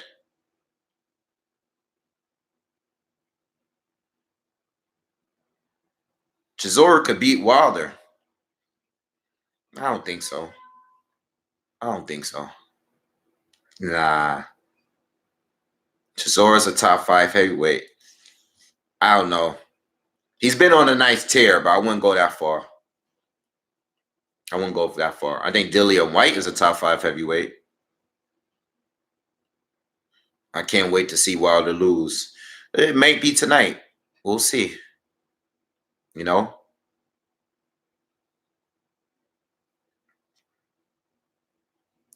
Team Hazardous was good, bro. How's everything? It's my man. What time is the ring walk? Probably like midnight, 12 o'clock Eastern. Something crazy, something late, But I should be on here live, going live, right? Maybe around like 9 o'clock or so. We'll see. I should be on here late. I'll definitely be on here tonight at some point. Hopefully it's not like at 2 in the morning when Canelo fought Kovalev. There is a UFC card tonight, I believe, right? Maybe. No, I think there was a Bellator card last night. I don't know. Shout out from Vegas. Oh yeah, Romanian Mike, are you going to the fight? UK fans got to separate their pride in boxing. Not really. Everybody's prideful in boxing. Isn't it? Wait, what's your name? Thanks for the donation, man. Prime Lewis or Prime Tyson for you. For me. Prime Tyson, man. I don't think I'm ever gonna pick against Prime Tyson. That's my bias, man. I think Prime Tyson would have probably beat anyone at this, maybe except Muhammad Ali, but Prime Ali probably might have beat him, but I don't think Tyson would have lost to anyone, bro. Mike Tyson was in his prime, was a beast, man. He's a different animal. We'll never see a guy like that. Dreaming, thank you. Appreciate it, man. Top 5 YouTube channel, man. Thank you. Thank you. That's a lot. That's saying a lot because there's a lot of good YouTube channels out there. Shout out to all the YouTube channels out there that are good. I was listening to Ring IQ Boxing Talk, Ring Boxing IQ. I don't know how to say it, but he has a great channel. He has a great channel. I like listening to his videos. He speaks a lot on the female boxing too. If you haven't checked him out, he has a great channel. Very, very, very good channel. Ring IQ Boxing Talk. I was listening to him this morning. Great channel. Boxing Beats and Rhymes got a great channel. Make sure you subscribe to him. You got Showbiz, great channel. Yeah, Trill Boxing, great channel. You have You have oh damn, I always freeze up when I start thinking of YouTube channels. Yeah, IBFP. I listen to his shit. He has a good channel. Um, Bruce Vane. Bruce is a V. Bruce is crazy, man. Bruce Vane got a crazy channel, man. He goes off, man. I love listening to Bruce Vane shit. He has a great channel. And Counterpunch, great channel. Counterpunch Boxing has a great channel. Uh, who else? The Wire. I mean, The Wire is an OG of YouTube. Period. I haven't seen The Wire much lately. I don't know if he's slowing down on the videos, but I haven't seen much of his videos much in the last couple months, man. I don't know if I'm not getting the notifications or whatever, but The Wire has a great channel. One of the true OGs on YouTube. I mean, even when I got on, I know I'm an OG now, but when I got on, he was here before, years before I was even on here. So Rummy's Corner is an amazing channel. I mean, you're talking about editing and you're talking about like old school, fights. Rummy's channel, Rummy's Corner is a great channel. Yeah. Boxing Squared. I think I'm subscribed to him. I don't listen to the videos much, but yeah. Yeah, Ring IQ channel is top notch. Yeah, very educated brother. He sounds like he's from New York. I don't know if he is or not, but his accent sounds like he's from out here. Great channel. Corey Lee Boxing. I haven't listened to the videos for them. I gotta check them out. Prince Nassim or Pacquiao. Manny Pacquiao would destroy Prince Nassim. I'm sorry. Not there's no disrespect, but Manny Pacquiao is levels above Prince Nassim to me. And any point, Pacquiao would destroy Prince Nassim. I'm not. I used to be a big fan of Ego. I don't really listen to much of his stuff here. I listen to him here and there. Uh, his channel is a different kind of channel now. It used to. I used to follow Ego more like when in the very very beginning. I don't listen to Ego that much because I don't really want to. You know what I'm saying. I don't really listen to him that much now. Here and there, I still listen to his stuff, but I'm not a huge fan like I used to be. I thought back I'm talking about years ago when he only had a couple thousand subscribers. I mean, I followed him back then was different, but a lot of channels that kind of changed now. So I don't really listen to him that much these days. But I don't. He's still a great channel. One of the best edited channels out there by far. But he's just for now. It's not really my type. It's not for me. Montero on boxing. I don't really listen to him that much. I've seen a couple of his videos. Very professional. But I don't know. It's not really my type for me. It's nothing against him. He's a good channel. It's just I don't really listen to much of his videos like that. Same thing with Ego. Like Ego, I listen to here and there. But I don't like click right away when I see his video. It's just like I listen to certain ones depending on what topic he's discussing. I listen to certain videos, but I do listen to Dwyer a lot. Like I like Ring IQ. I like Trill Boxing Talk. I like Bruce Vane. I listen to a lot of his videos. I listen to IBFP, Counterpunch. I listen to Andrew Tucker. Here and there. The Boxing Voice is like a media channel to me, though. They're like more of a media thing. Like I know they do a podcast too, but I listen more to their media stuff. Boxing Beats and Vines I listen to all the time. He knows that. Like me, I go back way far back with Boxing Beats and Rhymes. Great channel.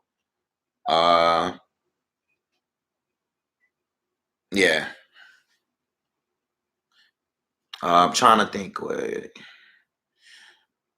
I'm trying to catch up to y'all comments.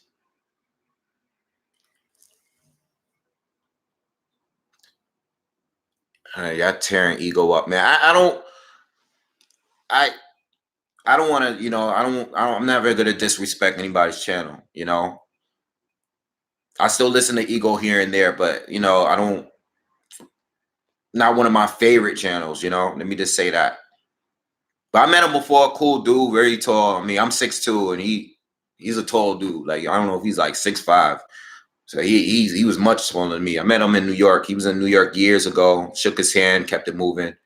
I met a lot of the channels. I met who did I meet? I met I was with who I met a few channels. I met a few guys online from online. Sean Newton is okay. I listen to him every now and then. Sean Newton. Sean Newton's a good channel. I think my thing with channels and certain channels. I don't like when channels just attack other channels. So I like when I'll listen to Sean Newton if he's just keeping it straight boxing talk. But when it's more like you're just attacking like a certain fan base or a certain channel, I mean that's good for him. Like I know Bruce does that too, and I love Bruce Vane, but Bruce he attacks a lot of channels too. And sometimes it's funny, but sometimes it depends on what the topic is. Like I like when guys are just strictly talking boxing. That's why I like Ring Q, IQ. Like sometimes I'm in the mood for it, and sometimes I'm not, because I'm really not that concerned what other channels are doing like that. I'm not really. That's just not me. I'm not going to disrespect anybody's channel ever. Because that's not the way I am in person. I'm not like that in person. Like I wouldn't say something on here, and unless I was like that, I had the same energy when I see you in person. If I can keep that energy, then I would be like that. But that's just not kind of person I am, because you have to be prepared for anything. You talking crazy to these people online, and then you meet them, and then you're a different person. You better be prepared to back up what you were saying on camera. There's been a few channels that has disrespected me, and that's on them. If you see me at a fight, I'm not going to be looking to fight, but because I'm just not trying to fight over YouTube. But I'm real chill. I'm a real relaxed type of dude. I'm not that type of dude, but I don't really care. I listen to channels for boxing content. I want real boxing talk, and I don't, there are every channel I disagree with at some point.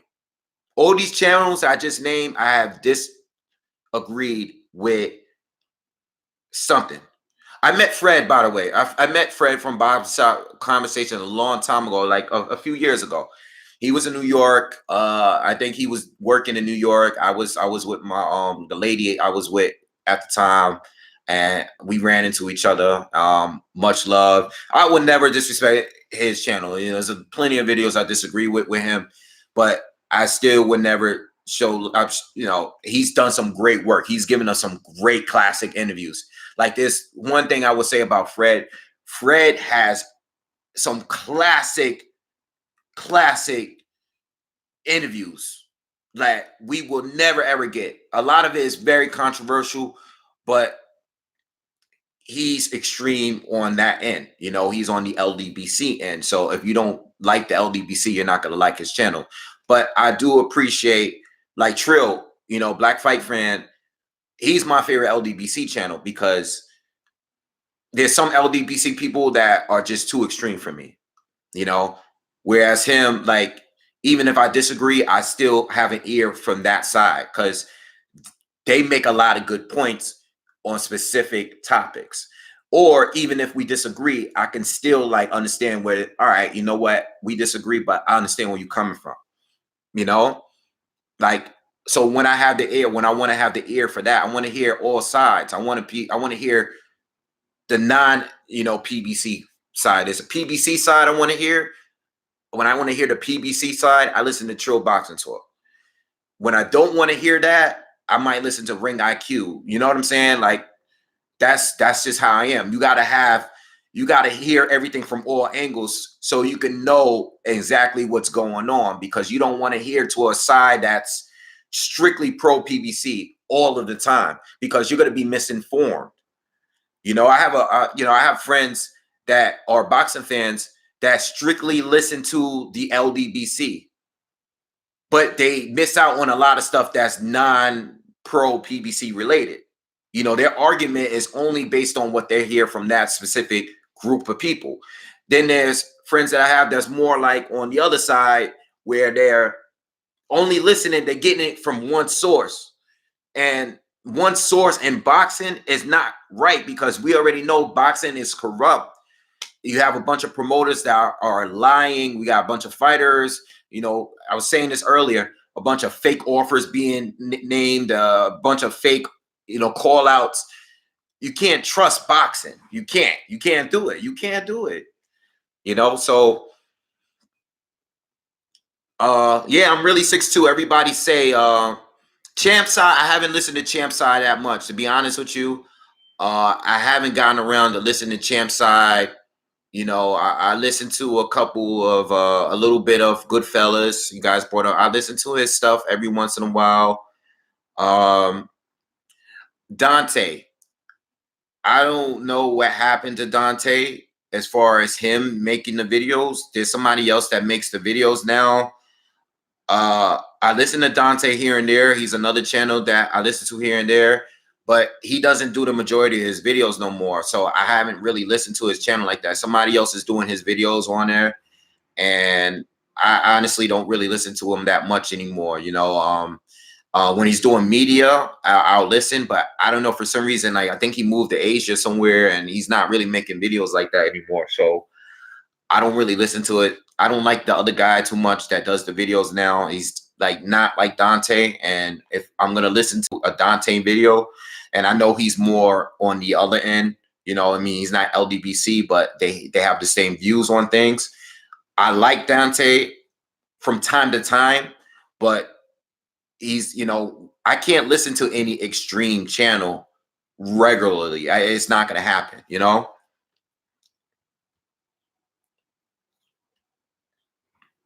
Richard Dwyer is very smart. I don't watch him as often as I used to, but his breakdowns are well thought out. Yeah, if I want to hear like a real breakdown, I'll listen to Dwyer. You know, he's very technical. He's probably the most technical YouTube boxing channel. You know, he's very, very extremely technical. You know, so I've learned a lot listening to Dante. I mean, not Dante. Dwyer over the years. You know, Philly, what's up, man? LDPC Forever Trail. Yeah, Trill doesn't have an agenda to me. I think he's just pro-black, and it rubs people the wrong way. He's pro-black. You know, he's for the black fighter, and he doesn't hide that. I don't think he has an agenda. He's just pro-black. You know what I'm saying? And people take that the wrong way. But he will. I've heard him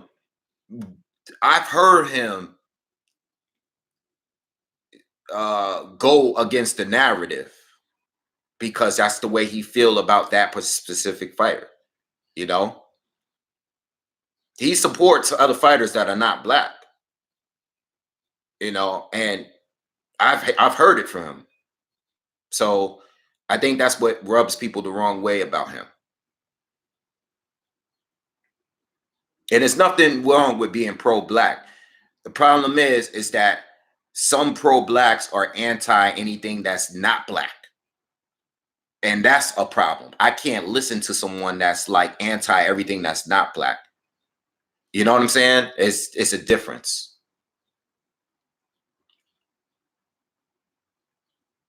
All right, I'm trying to catch up to some of you guys. You guys, I've been talking about channels for like the last 20 minutes now. Let's move on. My favorite boxer ever. All right, so here, check it out. I'm gonna give you my top 5 of all time, and I've made videos about this before, but not in a long time. My top fighters of all time. Number 1 is Mike Tyson, and these are fighters I grew up watching. This has nothing to do with all time like fighters that I love. You know, like these are people that I actually grew up watching and became a fan of as a kid. My favorite boxer, number 1, is Mike Tyson. My favorite boxer number 2 is Roy Jones. 3, Shane Mosley. 4, Floyd Mayweather Jr. 5, Miguel Cotto. Those are my top 5 favorite.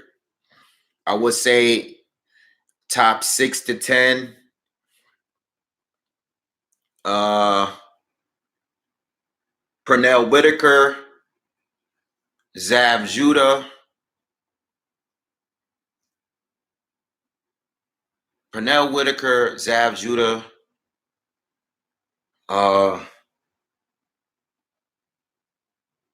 Hector Camacho. Yo, I know that sounds crazy to y'all, but yo, when I was a kid, I love Hector Camacho. He was just so like, he represented New York. Same with Zab. Zab and Hector Camacho represented New York. Zab represented Brooklyn. Hector Camacho represented Harlem. He had all the money. He had all the girls. I used to love Hector Camacho when I was a kid. I used to watch this fight waiting to see how he was going to come out in his ring walk. What costume was he going to wear? That was my favorite. That's one of my favorite fighters as a kid. Him, Pernell Whitaker, Mike Tyson. I used to love Hector Camacho when I was a kid. I have to put him in my top 10 because as a kid, Hector was one of my favorite fighters. So I would say Hector Camacho, Pernell Whitaker, Zab Judah. Damn. I don't know. I gave y'all 8. I think 8 is good enough for right now. You know, people I might throw in there. Damn, James Toney might be in there. James Toney might be in there. Andre Ward might be in there. Manny Pacquiao was in there somewhere. He might. Pacquiao is definitely in my top 10. I wouldn't. And even I could say Oscar De La Hoya. I was a big fan. I mean, I don't like him now so much, but as a fighter, as a kid, I used to love Oscar De La Hoya. I used to watch every single one of his fights. I used to watch every Oscar fight. Holyfield is one of my favorites too. Maybe I'll do a video on that, man. Maybe I'll do like a top 20. I'll do a top 20. Who do you think wins an all-time 135-pound tournament? Shit, bro. That's a hard question. All time?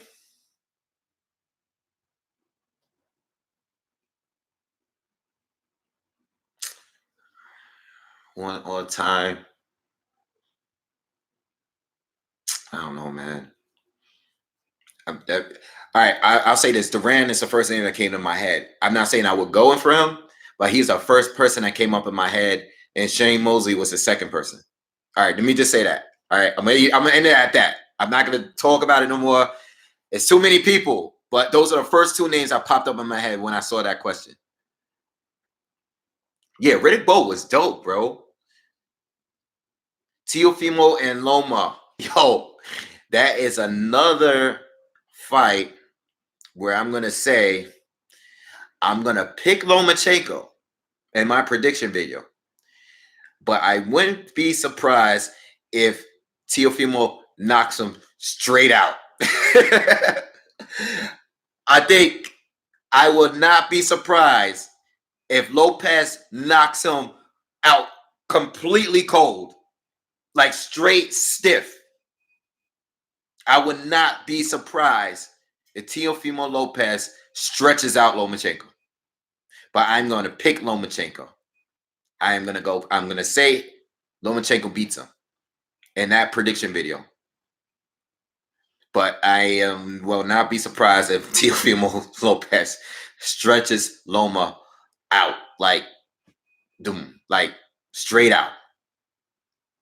You know? But I'm going with Lomachenko. I think I wouldn't right now at this current, like today, I would not pick anybody to beat Lomachenko at 135. No matter who I'm talking. I'm talking about Haney. Yo, thank you for the donation, man.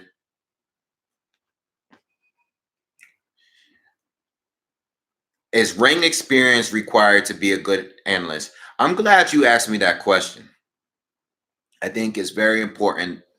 I had this discussion with a friend of mine, personal friend of mine that is a boxer.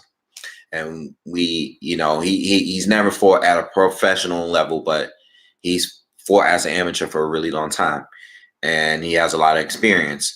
And we had a debate, and it was a conversation. And, he was basically asking me like, yo, how do you have such a big following? And basically it started when he first found out I had a YouTube channel. He asked me, he's like, how do you have such a big following? Like, I know you personally and you don't box, but you have such a big following. He sees my YouTube channel. He loves my channel, but he's like, how do you get so many people to follow you? And I said, I don't know, just based off my analysis, people respect my analysis. And we get into this whole conversation. And I said, listen, why do you think networks have the Max Kellermans of the world and, the Steve Farhoods, guys that don't box, and then you have them teamed up with guys that actually do box? Because there's a lot of boxers that obviously they have the experience, right? Obviously they know what they're talking about. But then you have the analysts that are sitting here studying every fight, not just fights that, because there's a lot of boxers that just don't watch fights like that. They don't. Let's be honest. They might study their upcoming fighter, they fighters that they're interested in, yeah. But analysts will sit here, study the records, the punch stats. You know what I'm saying? They watch a fighter over and over. They study the fights. This is why guys like Dwyer on YouTube. He's a great analyst. He would be a great analyst because he studies everything. And that's what I do. When I do these breakdowns, you know why it takes a while for me to break the fight down on video? Is because I am watching the fight. I ain't spending countless of my personal time to make sure I have it right. So you need that balance. You need a guy that is great at studying the sport itself. And then you have the guy that's experienced, that's been in there, that's able to tell you about what it's like while you're actually in the game. So you need a little bit of both, because some of these boxers, sometimes you hear the analysts, you can hear Roy Jones or say, who is that guy he fought? Or they might not know who some of these fighters fought in previous fights, but the analysts are there to tell you the stats, the resumes, the past fight. They study all that.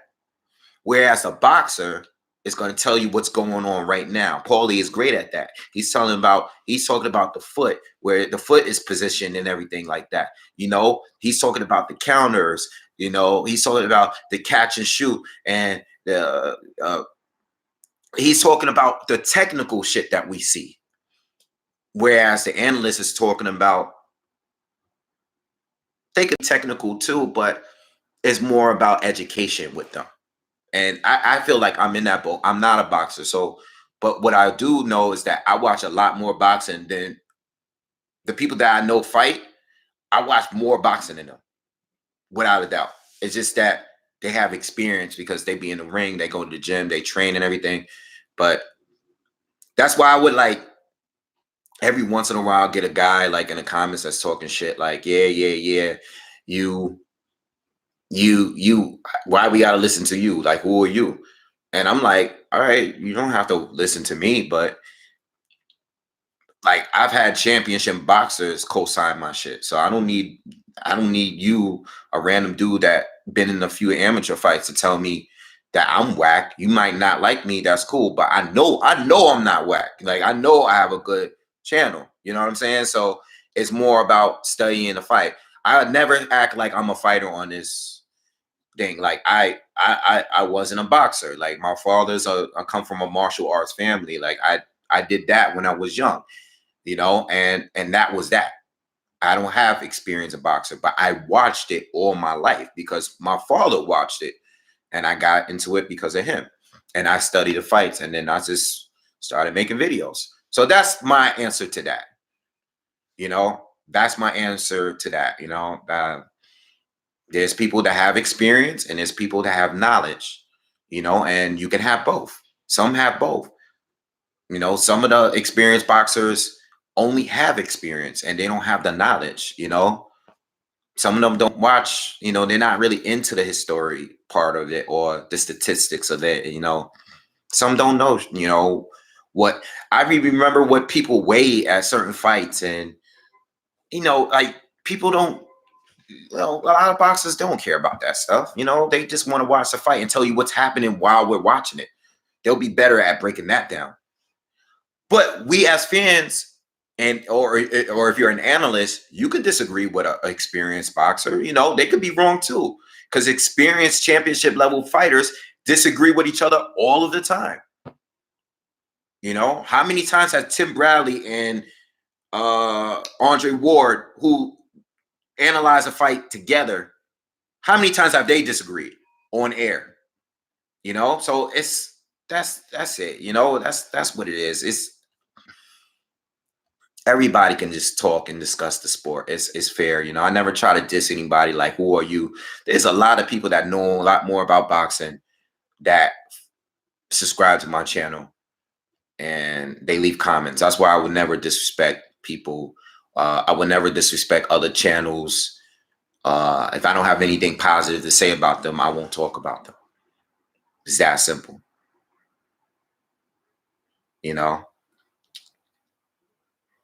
What if if people keep bringing up the southpaw thing? This is how I feel.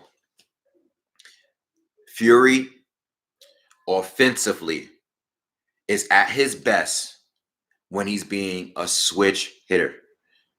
His offensive arsenal is insane. Not in terms of power. I'm just saying offensively, there's so many more. Like, his offensive arsenal is insane. When he's able to switch and fight on the inside and wear you down and he could switch it up in so many ways. He could fight any kind of way. But he's very limited when he fights a guy like Wilder, because you can't, when you fight as a southpaw, he's inferior as a southpaw fighter when he's in that stance. So he usually doesn't stay in there like too long. He's obviously, when you watch you watch the fights, when he's fighting as a southpaw, he's still very good, but he's not as good as he is as a righty. He's just not. All right. If you watch his fights long enough, you would know that. I think if he really, really wants to give Wilder hell, he would switch it up as much as he can. He would fight on the outside on both stances. He would switch it up. He would go inside at times, do work on it. He would do all of that, but he would be leaving himself open for a right hand if he were to do that. So you have to fight cautiously with Wilder. He has to try to find a way tonight to be able to open up more while still being defensive. And that's very, very dangerous, because in the first fight, he was completely defensive and he still got dropped twice. So what I'm saying is, if he is going to go for the KO like he's claiming, and if he's putting on this weight to go for the KO and work on Wilder and open up more against Wilder, he has to be careful. He's putting himself at risk, because Wilder is a one-punch knockout fighter. He doesn't need to work for the knockout. He just beats you. He just knocks you out. Errol Spence, me and my boy, I ain't gonna say who. Me and my boy was talking about it the other day. He's a boxer. And we were talking about this the other day. We were talking about Errol Spence. Errol Spence is a knockout fighter, but he's a guy that works for the knockout. He's gonna wear you down. He's not one-punch KO guy. He's gonna wear you down. He's gonna beat you up. He's a dog fighter. He's a dog. He had a dog, Kell Brook, out to beat him.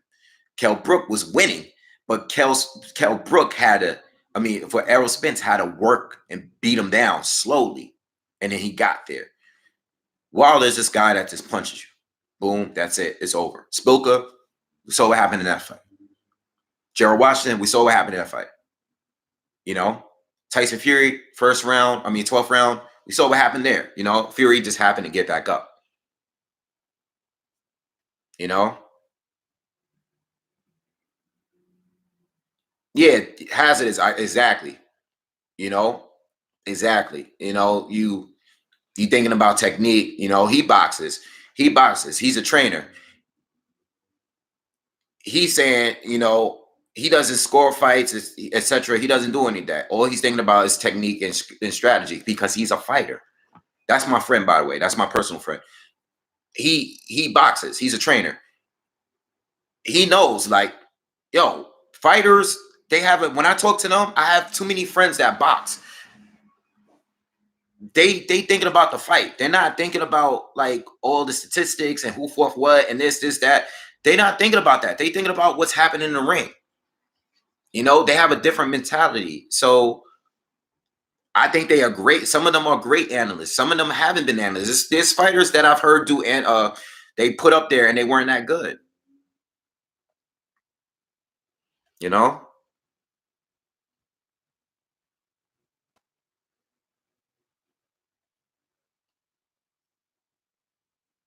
How much time is remaining for a fight? A long time. It's only 2:30 now. It's 2:30 Eastern. So it's 2:30 Eastern now. I think the pay-per-view starts at 9. You can order it at 9 Eastern. So that's another 6.5 hours away before the pay-per-view event starts. So, yeah.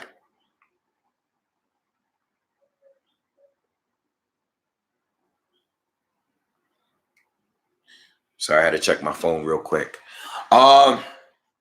Yeah, so all right, let me just catch up. What are you guys talking about? Fury all the way to the hospital. I will visit him. Wilder win by KO. Wilder hasn't got a prayer this time. We'll see, man. We just hours away. Do you think that I said last week that I think this fight hype is real? As a matter of fact, yesterday I asked you guys. I'm sure a lot of you guys that were here yesterday are here. Yo, make sure, you guys that's watching, make sure you hit that like button for me. Thank you. You got 247 viewers. Got 144 likes. Let's get that likes up a little bit. Let's get up to at least 160 or something. I asked guys yesterday, what do you think the pay-per-views buys will be? What is your prediction for the pay-per-view buys? I predicted 670,000 yesterday. That's been my number since for the last 2 weeks. I think that 670,000 is a realistic number for me. I think anything above a 500,000 pay-per-view buys is decent. I think over a million, or if it hits a million, or I think over 800,000. Let me say over 800K is a real success. But I'm gonna go with 670,000 670,000 buys. That's my prediction for the pay-per-view buys. What do you guys think? Yeah, 1.2 million pay-per-view buys, at least a million. Listen, if they do a million, that's gonna be a statement. That's gonna be a statement. I think that would be great for both if they are to make a million pay-per-view buys. And if it's a good fight, regardless of the outcome, if it's a good fight, the third fight would be warranted, and they'll do either the same or even more in the next fight.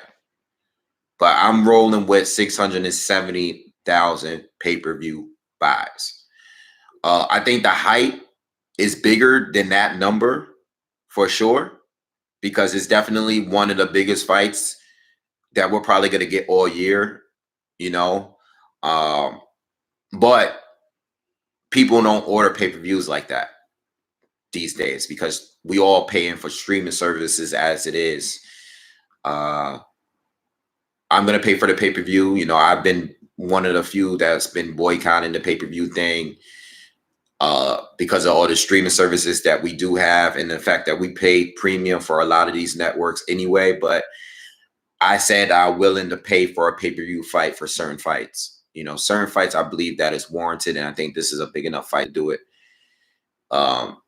So I'm definitely gonna order the fight tonight. You know, I didn't order the first fight though. I did not order the first fight because at the first fight I did go out to watch it, but I didn't order at the fight because at that time was just strictly ordering, just boycotting pay-per-views, any pay-per-view. And at that time, I didn't know what I was getting for Fury. You know, Fury had just returned, and Fury was clearly not at his best yet. He did do well. He did well, better than I expected him to do. But going into that, I wanted to see more from Fury before. I didn't think a win, if Wilder beat him, I didn't think it would have meant as much as it does right now. That's what I'm saying. Or as much as it would have meant if he fought Fury after he beat Vladimir Klitschko, you know? But my number is 670K. That's my number. All right. I think a million, if it hits a million, man, that'll be great. Even if it hits 800,000, I think that's great. But anything less than like 500K at this point is a failure to me. You know, and some people even said yesterday they think that 500K is a failure. You know, I mean, they are putting out a lot of money for this. They're promoting the fight, you know. I mean, and anytime you get a Super Bowl spot, that's big. That's a lot of money. That's a lot of money to promote this fight. I think they've spent a lot. They've been ordering. They've been putting a lot of money up to make this fight happen. You know. Yeah. So. Yeah. 350K. Wow.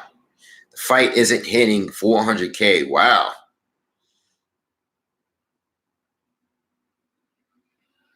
Every single bar in San Francisco, SF, I'm thinking San Francisco is showing the fight. Fight might hit a million.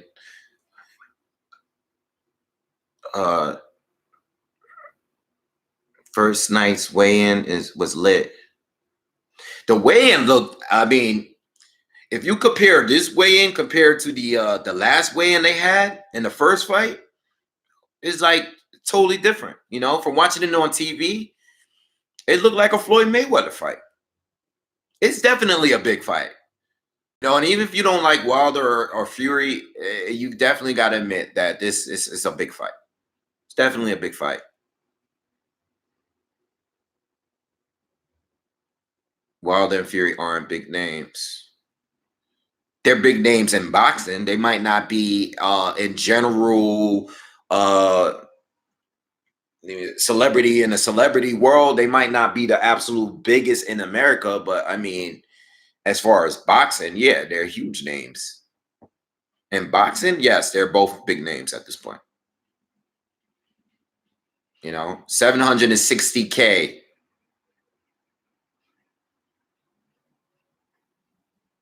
This fight won't do 1.5 million. I can't speak for the UK because I don't follow the UK pay-per-view numbers as much.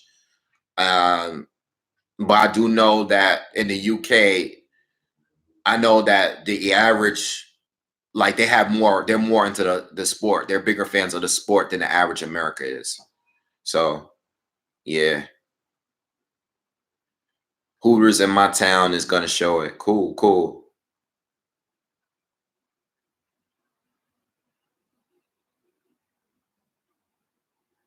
Boxing Eagle. What's that? Bomb Squad. Is that? I don't even know if that's really Boxing Eagle.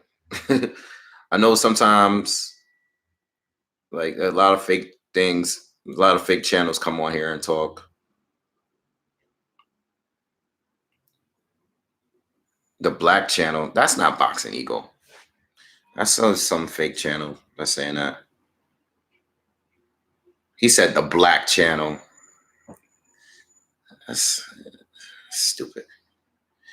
I will be watching the fight here. I won't be showing the fight though.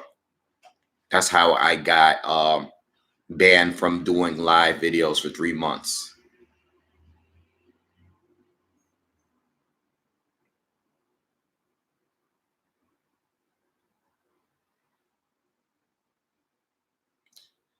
All right, let's stop talking about Boxing Eagle, man. This is not the place for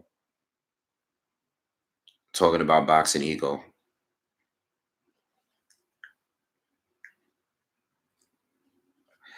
Wilder's going to flatline him within 6 rounds. You heard it here first. Wave, the old man team Fury. I'm in South Africa. What time is it starting? Well, it's starting at 9 p.m. Eastern. So I guess you got to just convert that time with your time. Eastern is a different time from you guys. So 800K would be a success. Yeah, absolutely. 800K. If they can get 800K, that would be great. I'm just thinking 670. I was thinking about increasing it, but 670 is what I'm going with. I mean, that's what I said first. That's what I was thinking like a couple weeks back. But seeing all the hype, I think it could surpass it. It may surpass it now. But we'll see, we'll see. Think it does 720K. Yeah, okay. You clearly close to me, you know. All right, guys, listen, I got to get my day going, man. I've been on here for the last 2 hours with you guys. I will be back here tonight, maybe a little bit after the pay-per-view starts, all right? But I will be on here eventually at some point. I will be on here. So we'll, you guys will see me tonight. All right, but thank you for everyone that showed up. Had a great discussion with you guys today. I was a little fired up earlier in the video, but